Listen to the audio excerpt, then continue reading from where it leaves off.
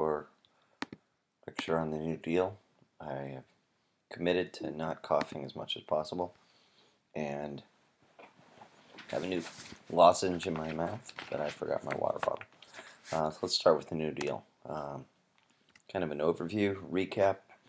Hopefully you're listening to this Monday night and I've kind of brought you up to speed. But I like to organize the depression into 7 major categories of problems. Hopefully we talked about those on Monday. If not, I'll go over them a little bit here. And hopefully we also talked about the shift in the government's role, and I'll just recap it from the laissez-faire of the 1800s to the more active role from the progressive era when the government began to kind of act as a referee to regulate things. And the 30s and the New Deal is going to see another shift, an even more profound shift, where the government is going to actively be responsible for, one, managing the economy, and two, even more importantly, kind of responsible for, at least to a certain extent, for the welfare of people, which is not as full as a full socialist role, but much farther than it had been in kind of a dramatic reversal from the 1800s and laissez-faire, where you were kind of on your own.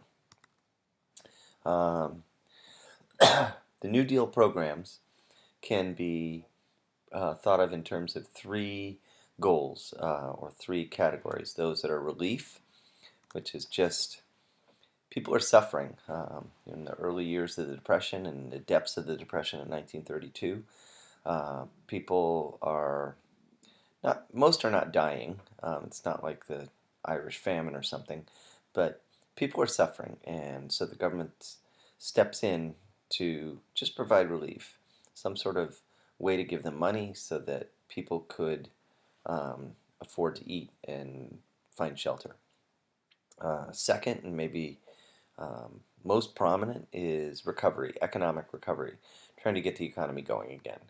And third, are most long-lasting, so they kind of go from short-term, medium-term to longer-term, is they want to change laws or change the way the economy operates so as to prevent a repeat of the Depression or to prevent whatever problems that come along with the Depression from recurring.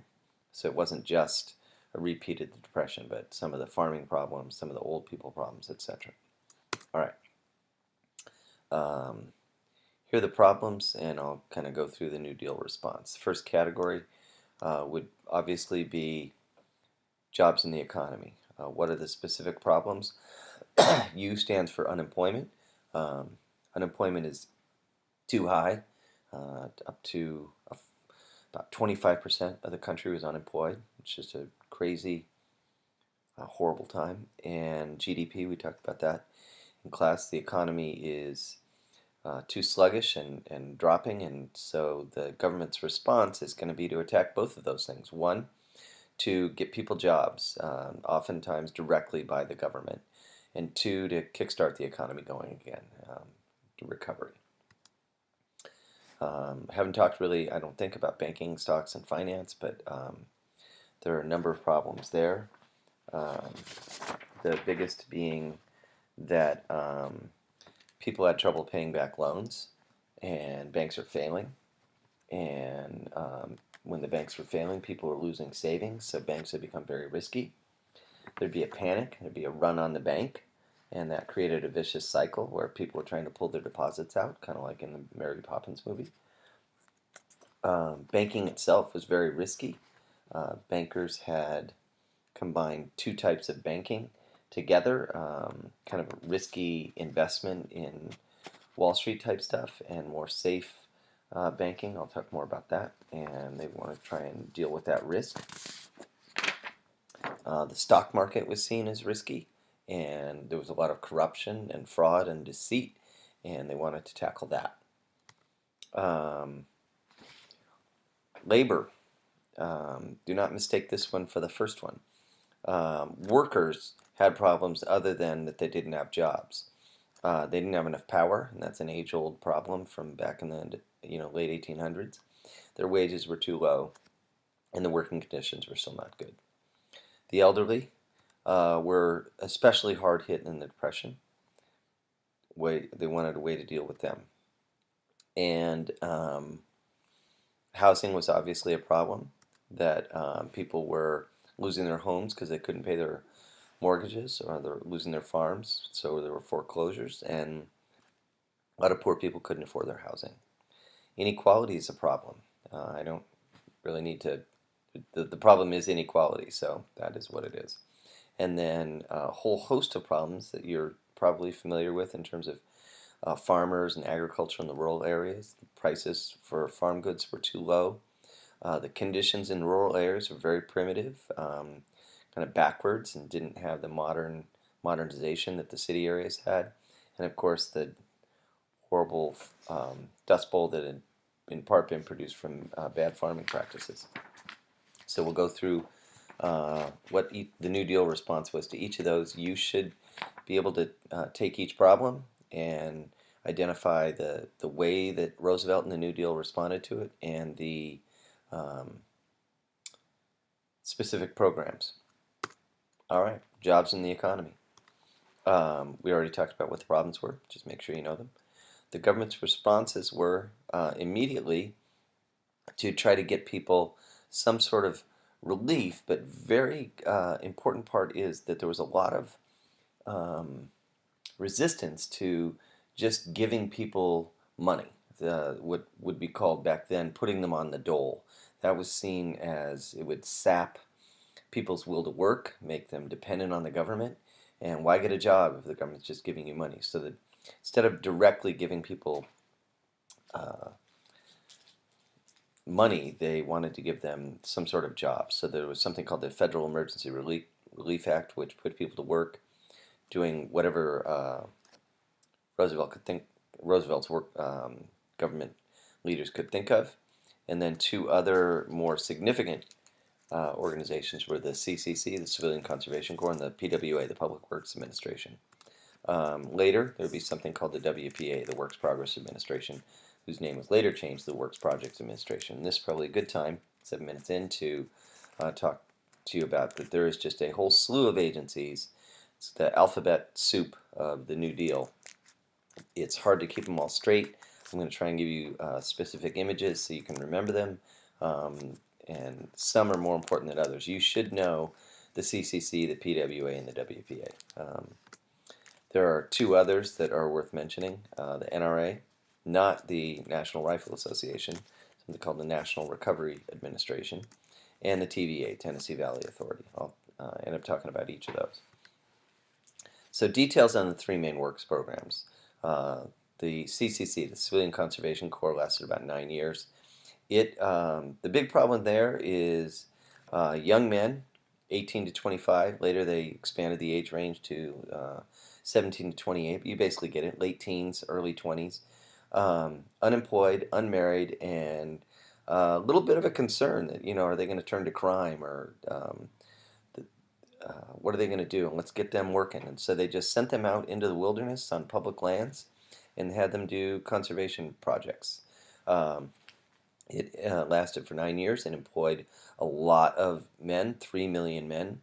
They did a lot of work. They planted 3 million trees, and when they got food, they got meals, they got housing, often camps, initially like tent camps, and then later they built them better barracks. And they got clothing, and well, a couple of those guys didn't get a shirt, I guess. And they got a $30 a month wage, but $25 of that had to be sent home to their families. It is arguably the most popular of the New Deal programs, and they did a lot of work on um, around state parks and national parks around the country. If you go up in the Adirondacks, or to Thatcher, or across the country, and the trails that were cut, the stonework that was laid to kind of edge rivers, and bridges that were built, and camping facilities. A good chunk of that was probably started in the 30s with the CCC. A very popular program. Second one I'll talk about is Public Works Administration. Um, That was part of the 100 Days, so was CCC, in fact. It was suggested by our good friend, my hero, Francis Perkins, first Secretary of Labor, and FDR put a man named Harold Ickes in charge of it, Ickes. And this was the large-scale public works projects that the New Deal is noted for, building big dams, bridges, tunnels, and then smaller things like hospitals and schools.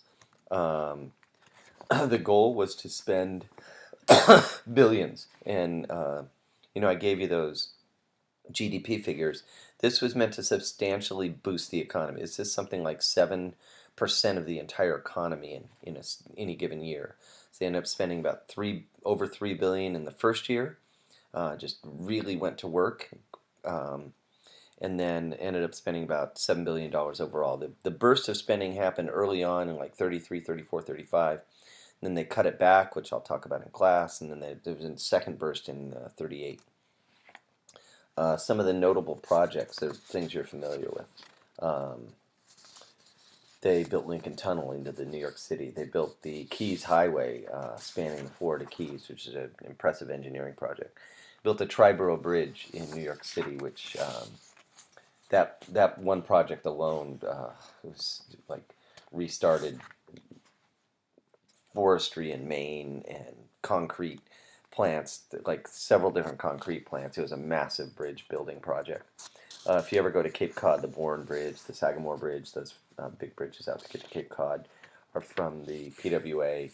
The Grand Coulee Dams, I think the biggest project using cement in the entire country still to this day. The Bonneville Dam, LaGuardia Airport, LAX, all started and constructed with PWA funds. The WPA is similar, but a little bit different. It is also public works projects, building things, but smaller scale, not quite so large scale as the PWA. And it was run by a man named Harry Hopkins, a very important New Dealer. And it was actually even bigger. It was the largest, most ambitious of the New Deal agencies. And note that it starts with the second New Deal. It's in 35. And the goal is basically there are still millions of workers out of work, and they want to get as many of those unemployed workers working again. At least one breadwinner per household is the idea. They end up hiring both men and women, but it's like 85% men. 8.5 million workers, $11 billion spent, and virtually every community in America had something built: a park, a bridge, a school. The Bethlehem's water treatment plant dates from the New Deal, and it was a WPA project. A smaller piece of it, not very much money was spent on this, but some was that it wasn't just manual labor. They also had the arts part of the WPA, and it's kind of the most innovative of the New Deal programs in terms of who they're going to pay. They paid writers to write stories. Some of it was nonfiction, some of it was fiction. They paid photographers to take pictures. I'll show you a photograph in class I used to have up. I'll put it back up, the poster. They paid artists to paint. A lot of murals in post offices and a lot of art projects, and they paid directors and actors to stage plays, a lot of it relating to Depression-era themes. As I go, for the CCC, the PWA, and the WPA, you should be able to answer, is that mostly relief? Is it mostly recovery? Is it mostly reform? And as you can see, the CCC is mostly relief. The PWA and WPA are bigger projects, more spending, and so they are more recovery, but clearly they're meant to be relief as well to some extent. There's no reform with these. You can see they all end during World War II when there's full employment and no need for these anymore. So these are not reform programs. All right, I'm at 14 minutes. I'm trying to make this quick, but it's going to be fairly long. This is just a little fun segue. Can you guess which agency built that? I'll give you a second. That is actually the CCC. You might have thought because it's a bridge that it was one of the others, but that is Letchworth State Park out in western New York, Grand Canyon to the east. And they're building a bridge. That, of course, is Keys Highway. So that is from the PWA. How about that one? Yep, that is Del Mar's Post Office. That is the WPA. And how about that one? That is from the CCC. That is actually what's now Five Rivers. That was a CCC project to take a fruit orchard and turn it into a game bird sanctuary, so to develop more grouse, and I think it was just grouse in the area for hunters. And they eventually established something like 7 of them around the state.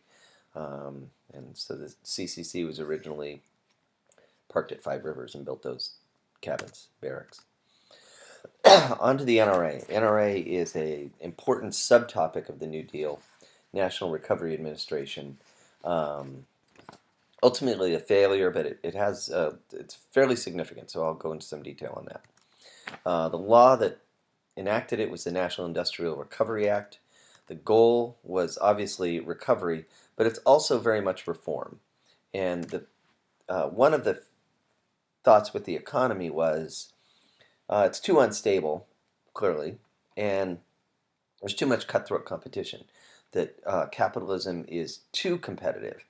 And so the response is to have more cooperation, have an economy where all the different groups come together to cooperate, and you don't have this slashing of prices and then firing of workers. Just pay everybody a fair wage, agree on production, and set fair prices, and it's a more cooperative, almost socialistic way to operate. So what they did is it was voluntary to join, but in each industry, like the coal industry or the steel industry or the chicken processing industry, to be honest, they would set up a council, and the council would set minimum wages for the workers, the hours worked, and they would set prices and kind of production targets. And if you remember, this was built based in some part on the model that had been established in a previous era when the government stepped in to control production. And I don't know if you remember, but of course that's World War I and the War Industries Board. You should note what a dramatic departure this is from the way America had been operating, and it's kind of socialistic, and it's indicative of the desperation of the times, that they were questioning the very fundamental of our society, capitalism, and were willing to experiment with a wide variety of things. Initially popular. Excuse me, very popular. People considered it very patriotic to be a part of it. They had the Blue Eagle, you can see that in the background, and businesses would display the NRA member symbol. And if you went to a store that didn't display it, considered a little unpatriotic, so people would boycott stores that didn't participate, and it was seen as a little bit coercive. Kind of almost like wartime, like a national crusade. That initial popularity faded within a few years. There were a number of problems. One problem is that the bigger companies took advantage of the councils and kind of dominated them and set the production targets to favor them, kind of froze out the smaller businesses. It also created a huge bureaucracy, and difficult to enforce the codes that, so they had all of these codes for their industry in terms of prices, wages, and hours and things, and that was unwieldy and hard to enforce. And then probably the biggest problem was the Supreme Court declared it unconstitutional in a famous case called Schechter Poultry versus the U.S., the famous sick chicken case, which I will talk about on Wednesday in class. So by 1935, it's actually declared unconstitutional and out of practice. But for those first few years, it was a fairly big part of the New Deal. And why is it significant? Number one, it's radical. It is an acknowledgement. It shows the desperation of the time and our willingness to try new uh, ways of answering the basic economic questions of how are we going to make this, and who's going to get paid what. Um, so it's really a repudiation of capitalism. Um, Second thing is it shows the limits of a government-controlled economy and a pretty quick failure. And by the time it was gone, it was pretty unpopular. So we ended up sticking with our capitalistic model. Make sure you understand which R that is. It's really two. Okay, we're at 20 minutes and only through two problems, or one problem, but we're going to make better progress from this point on. I think I'll be finished in 30 minutes. Financial problems. The banks. I kind of already went through this. There was a tremendous lack of confidence in the banks. A lot of banks had failed when FDR took office. Banks, some large percentage, I didn't look it up, of banks were failing in that winter of 1932, and people lost confidence in the banks, and so there was a panic, and people were pulling their deposits, which meant even healthy banks were starting to lose deposits, and they were considering going under. So the first big problem is a loss of confidence in the banking system. The second big problem is that banks had engaged in risky practices, and FDR is going to take two steps to deal with those. The first one is, or three steps, sorry, is the bank holiday. He just shut down the banks for a certain amount of time to stop the runs. He then went in with some banking examiners to see which banks were healthy and which weren't. He said, we're only going to open up the banks when they're healthy. And it turned out the banking troubles were not as bad as people thought. And they believed FDR that if he allowed a bank to reopen, that it was okay. So that bank holiday was a stroke of genius, in part calling it a bank holiday, and also to kind of step in that moment of extreme crisis and calm everybody down. The trickier problem was banking. There are two kinds of banking that banks were engaging in. One is called investment banking, which is what Wall Street banks do, like I'm blanking because I'm old. Wall Street investment banks, and I will tell you the names of them in class. I apologize. They would underwrite mergers, or they wouldn't necessarily invest in new companies, but they would help companies with new investments. And there, the banks, people who invested in those banks were, it should be wealthier people. It was speculative investments where they might fail. There were also around the country commercial banks like Trustco or Key Bank here in Del Mar that engaged in safer businesses generally. They were called commercial banks. They would give home loans.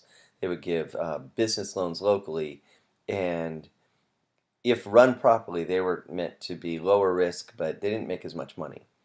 What was happening prior to the New Deal is there were no regulations on the banks, and so they were all taking local depositors' money where they thought it was safe, and then investing in very risky things on Wall Street. And so there was a mix of commercial and investment banking.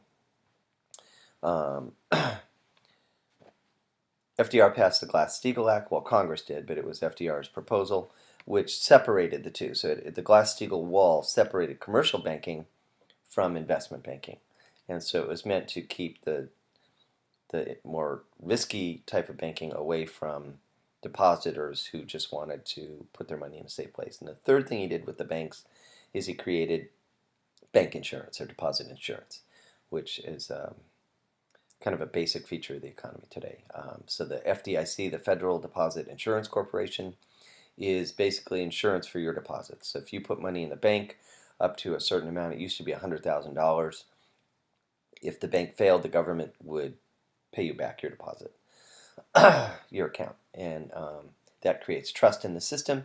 And banks very rarely fail since the New Deal, but when they do, the government pays them off. And insurance is that the banks have to pay into the insurance system, so the government acts like an insurance company, taking insurance premiums from the bank, and then using that money to pay off failed banks. So the FDIC has been an important improvement in our modern economy. Hopefully that makes sense. The stock market was a problem too, and I haven't talked much about that, but there was, of course, the great stock market crash of 1929, and there were a lot of problems with stocks. One was it's risky. Two was the bigger problem was there was a lot of fraud and deceit. Stockbrokers and companies themselves would misrepresent and basically lie about the value of their companies, and there was nobody really checking it. The regulation was poor, and so he created the Securities and Exchange Commission, the SEC. That was done by the Federal Securities Act. The SEC is basically the policeman or the regulator of the stock market. Didn't fix everything, definitely fixed a lot of the problems. Labor. We talked about how I'm not talking about getting people jobs. This is a completely different category.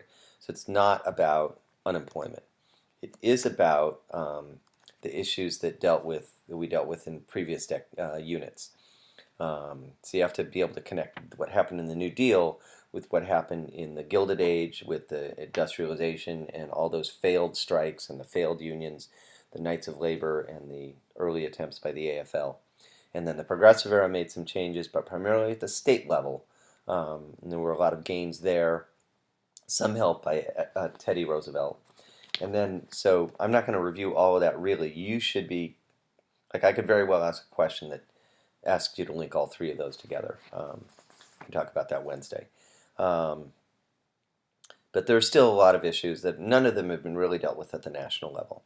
So the big issue is that workers do not have much power. And the government is finally going to really address this in a more effective way than Teddy did in 1902 with the coal strike. They passed the National Labor Relations Act, more commonly known as the Wagner Act, after New York's famous Senator Robert Wagner.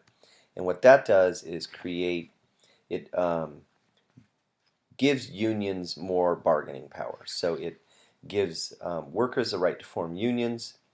It gives more strength to collective bargaining, which is when workers bargain with a company as one unit, as a unit, rather than individually. And it set up a board, the NLRB, to arbitrate disputes rather than the more costly taking the court. This is a very pro-labor stance by FDR. So we've gone from governments in the late 1800s being pro-company to much more fair and neutral in the Progressive Era. Kind of Teddy Roosevelt and the coal strike is the model for that, and then to, by FDR's time, feeling that the companies have more power than the workers, so we're going to kind of come down on the workers' side. This is definitely a pro-labor piece of legislation. And what I haven't talked about or worked in is there were a number of massive major strikes during this time, especially with the United Auto Workers in Flint, Michigan, a sit-down strike, very famous. And I'll try and talk about that in class. If I don't, I won't ask you about it on the test. And I'm going to leave NLRB versus Jones to later, but I'll talk about the Supreme Court cases in class. The second big problem is just the traditional one that working conditions were poor and wages were high, and so the response is another law, the Fair Labor Standards Act, Wages and Hours. And this is something that has been addressed in a number of states, particularly, as you know, New York. There were a lot of state laws that improved wages and hours, but there had never been one national law. So the FLSA sets a minimum wage for the first time and maximum hours. And so in general, the 30s, despite being a bad economic decade, is a huge decade for labor. I'm at 2930. I'm doing the best I can. The elderly, what's the problem? The problem is that in the old days, people didn't live so long, and died off. But if they did live long, they were probably taken care of by their family. And that was back in the small town, rural time period. In the modern era, um, society is more fragmented, and there's just too many old people who had no savings or they lost their savings in the banks, and so they're too old to work and they can't support themselves. And in the old days, in the laissez-faire days, it wasn't just don't regulate the companies, but it was basically individuals are on their own. And this is maybe the most dramatic shift of the New Deal is society decides in because they support what Roosevelt's doing, Roosevelt's proposal that no, it's really the government's responsibility to take care of those who can't take care of themselves anymore.